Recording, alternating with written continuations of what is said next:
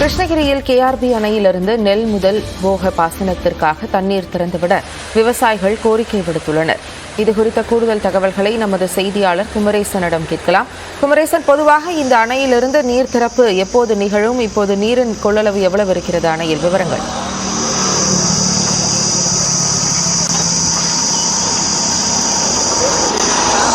Jennifer, அதாவது கிருஷ்ணகிரி மாவட்டம் பெரியமுத்தூர் அருகே கிருஷ்ணகிரி கேஆர்பி அணை கட்டப்பட்டுள்ளது. 52 அடி உயரம் கொண்ட இந்த கேஆர்பி அணையில் வருடம் முழுவதும் 2 போக பாசனத்திற்காக தண்ணீர் சேமித்து திறக்கப்படும். அதன் அடிப்படையில் ஜூலை மாதமும் முதல் போக சாகுபடிக்கும், டிசம்பர் மாதத்தில் 2ஆம் போக சாகுபடிக்கும் தண்ணீர் திறக்கப்படும். குறிப்பாக 52 அடி உயரம் கொண்ட இந்த கேஆர்பி அணையில் 49 அடி தண்ணீர் எட்டினால் விவசாயத்திற்காக எப்பொழுதும் பாசனத்திற்கு தண்ணீர் திறக்கப்படும். அதாவது கிருஷ்ணகிரி கேஆர்பி அணை இடது மற்றும் வலதுபுற கால்வாயிலிருந்து சுழற்சி முறையில் தொடர்ச்சியாக 120 நாட்களுக்கு தண்ணீர் திறக்கப்படும். இதன் மூலம் கிருஷ்ணகிரி சுற்றுவட்டார பகுதியை பொறுத்தவரை காவேரிப்பட்டினம், பாலேகுளி, எட்ரள்ளி, பாரூர் உள்ளிட்ட 16 ஊராட்சிகளில் 9000 ஹெக்டேர் விவசாய நிலங்கள் பாசன வசதி பெறுகிறது. இந்த நிலையில் தற்பொழுது அணையில் நீர்மட்டமானது 46.80 அடியாக இருப்பதால் விவசாயிகள் ஜூன் மாதத்தில் தண்ணீர் திறக்க வேண்டும் என்று கோரிக்கை விடுத்துள்ளனர். குறிப்பாக இந்த காரணம் என்ன அப்படின்னு பார்க்கும்பொழுது, இந்த பருவமழை மாற்றதும், அதாவது குறிப்பாக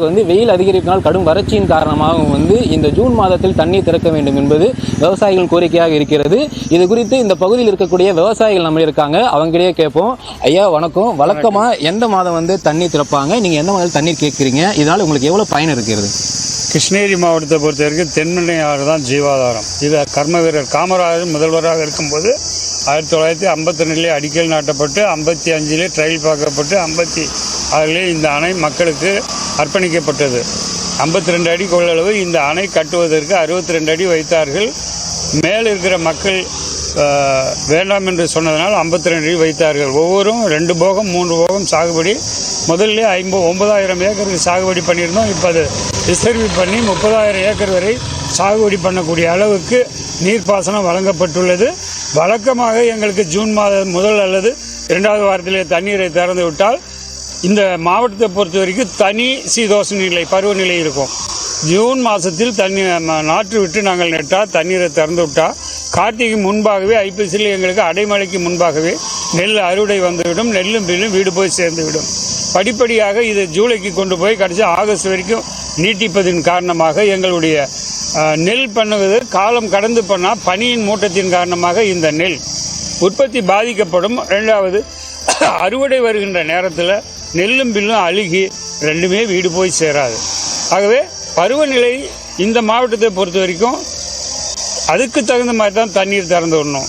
ஜூன் மாதத்தில் முதல் வாரத்தில் தண்ணீர் திறந்து விடணும். இப்போ 46 அடி தண்ணீர் இருந்தாவே தண்ணீரை திறந்து விடலாம் என்று அரசாணை இருக்கிறது. 46 அடிக்கு மேலே இருக்க நேரம் தான் 47 அடி தண்ணீர் இருக்கிறது. இன்னும் பிரச்சனை இல்லை, தண்ணீரை திறந்து விடலாம். பல முறை இந்த அரசுக்கு கோரிக்கை வைத்துட்டோம். போராட்டம் செய்யாத ஒன்று தான் பாக்கியாக இருக்குது. மனுக்கள் 100க்கும் மேற்பட்ட மனுக்கள் அனுப்பப்பட்டுள்ளது.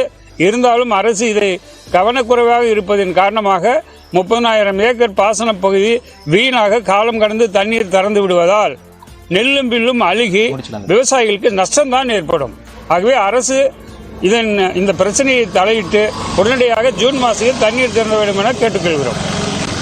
நிச்சயமாக ஜெனிஃபர், அதாவது இந்த பகுதியில் இருக்கிற விவசாயிகள் தொடர்ந்து பலமுறை மனு அளித்து வருகின்றனர். குறிப்பாக ஜூலை மாதத்தில் திறந்து விடக்கூடிய தண்ணீர் ஜூன் மாதத்தில் திறந்து விட்டால் அறுவடை செய்வதற்கு உகந்ததாக இருக்கும் என்பது பகுதி விவசாயிகள் கோரிக்கையாக இருக்கிறது.